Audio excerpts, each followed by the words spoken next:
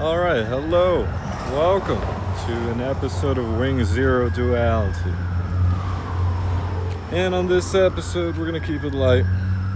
We're going to run through perhaps 3 examples of video game stories that can be broken down to a non-dualistic truth at its root, at its core, at their root.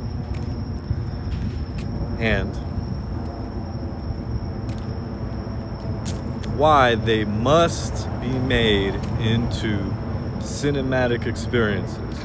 Now, the future of cinema is going to definitely have to evolve. It's going to, of course, involve a viewing experience. But because of the advancements of decentralized solutions, now there can be elements and layers of fan involvement, including creation, that can bring together different parties, different funding sources, and new avenues for creative expression, both in terms of the business side, as well as, of course, the actual project itself.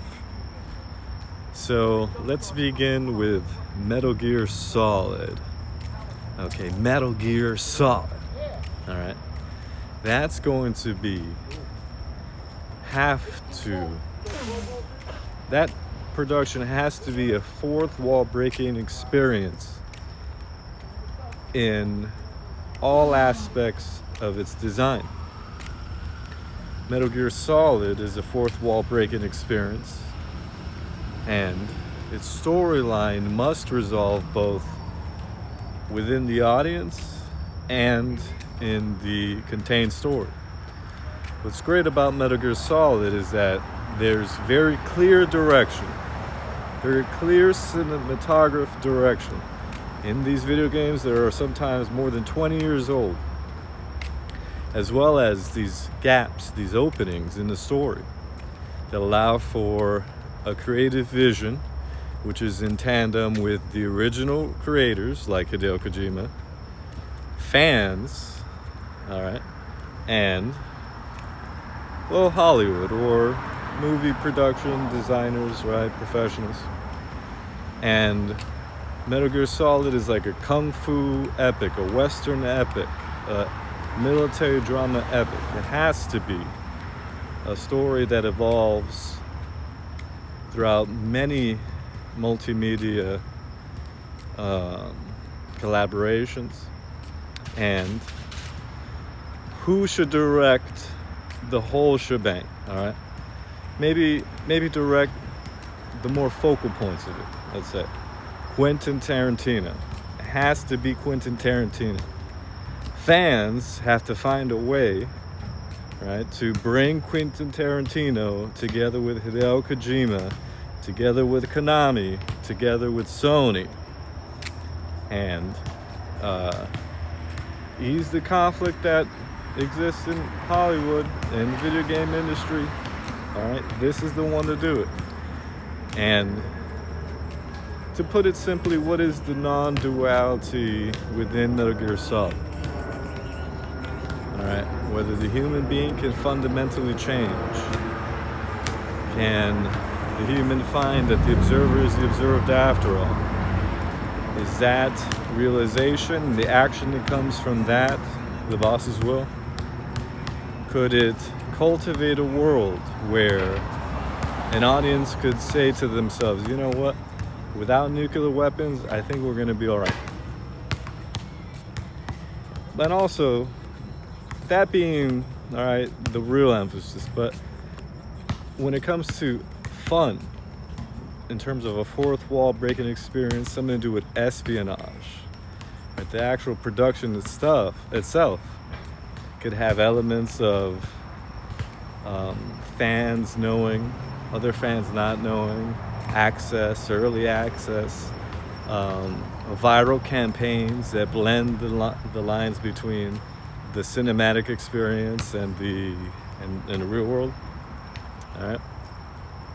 So, number 2 is Gundam Wing. Gundam Wing is one series out of a franchise, the Gundam franchise. Gundam Wing has the core elements being all contained from Gundam, which has to do with space colonies, authoritarian rule, the human interplay, what is war, what is combat, and Gundam Wing is more like a teenage portrayal. But if such a mature production can draw from Gundam Wing, be its own thing essentially, but really contain elements of, for example, what is true unconditional peace and freedom? What is it to stand it up for that in the midst of a world where the status quo is physical revolt or political revolt, where there's an ideology behind it or violence behind it? And whether the human being can fundamentally change before we enter the space age, so that we don't repeat the same mistakes that we repeat here on planet Earth. That would be far less of a grand scale than Metal Gear Solid. Metal Gear Solid must be made. But if we were to ask ourselves, well, is there anything else that you would think we should be made? Gundam Wing. All right. Third is Castlevania, Symphony of the Night. Okay. That one is quite interesting. That one would be more like Castlevania Symphony of the Night is a tale about Alucard, the son of Dracula, who is half man, half vampire, whose mother was killed at the stake by humans who disliked her love for Dracula. All right. And the video game itself takes place in one setting or two settings. I mean, there's the upside down castle, there's a regular castle. All right. And it delves into the psychological warfare that Alucard was going through, as well as, so it's a lot of inner conflict. It's inner conflict and an outward conflict set in one setting, high tension, dealing with vampires, ghosts, death, the skeletal embodiment of death, and a bunch of cool stuff. And so all three of these productions, all three of these productions have non-duality at its root. That means that it's a nod to their Japanese influence. It's a organizing principle as to getting down these productions just right. It plays a role in what draws audiences, what draws undivided attention, where there's not a duality of attention. What is choiceless awareness?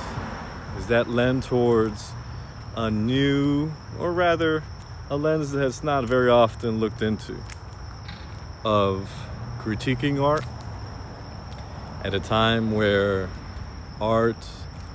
artists, entertainers are asking, what is the value of art in the first place? Something like AI is so disruptive that we need to be able to move forward in ways that cultivate a new sort of economy to adjust for the AI age. Really hone into what makes the cinematic experience so great in the first place, as well as adapt and adopt new tools. For example, Metal Gear Solid has these great performances by American voice actors. What if the live actors could use their voices and the voice actors also perform the scenes, and AI can bring the two together. Huh? So that's what everyone likes. Everyone likes David Hayter's voice. You know, people can emulate it to a certain degree. You know, they can really practice it. But, you know, there's no way you can really emulate David Hayter's voice. All right. So, you know, what if you had both together? All right. And, or cool things like when it comes to action sequences, you know, with this horrific tale that is Castlevania, what can AI do in terms of cinematographic experience? Blending in a world, shifting in and out, you know, VR, all right, or AR, you know what I mean? And all that good stuff, you know, but you can always have, right, a Metal Gear Solid aspect of cinematography that's straight kung fu. That's just zoom in, zoom out, all right? Big shot, small shot, all right? There's a mountain and there's two guys getting on, all right? And let's see. What about the future of technology when it comes to space age? Being able to take footage from space? What if you had some Gundam Wing stuff like that? What if you actually had took a background shot of space and then some sort of way of blending it together with either CGI and all that stuff? And so the sum of all that is that it would take a business model that is inherently non-dualistic, that is removed from the individuated, separated manner of financing arts entertainment, and provide decentralized, right, where there's no center, decentralized solutions across all parties, entities, and ideas. So that's about it. What do you guys think? You guys like Japanese video games? You guys think those tales can make particularly impactful productions? Do you think the future of arts entertainment can benefit from decentralized solutions? All right. Remember, don't forget to leave a like, comment, and subscribe.